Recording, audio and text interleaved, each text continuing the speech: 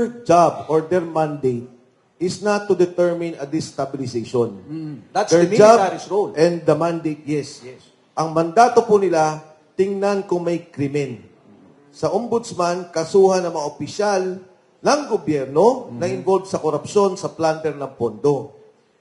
Sumulat ka ngayon. Nangyari na ngayon sa Quezon City. May sumulat. Sabi niya, oy, may nangyayari sa bigayan ng tupad. Binabawasan yung bigay sa amin. Yung opisyal na yun, nagkakaso na eh. Sulat lang yun. Kasi upon verification of facts, may nakita sila. Oo nga, may nangyayari ng gano'n. Ito, pinirmahan. Notaryado, may litrato, may video. Ayaw nilang tanggapin. Di ba? Ayaw nilang pag-usapan. Pagdating namin sa NBI, ano sabi sa amin? We want to establish your credibility. Anong credibility? Abogado ba kayo ng akusado? Di ba dapat?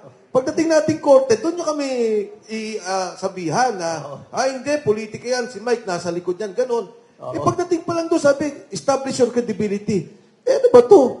Kayo na ba ang kalaban namin? Kayo na ba ang abogado ng mga akusado?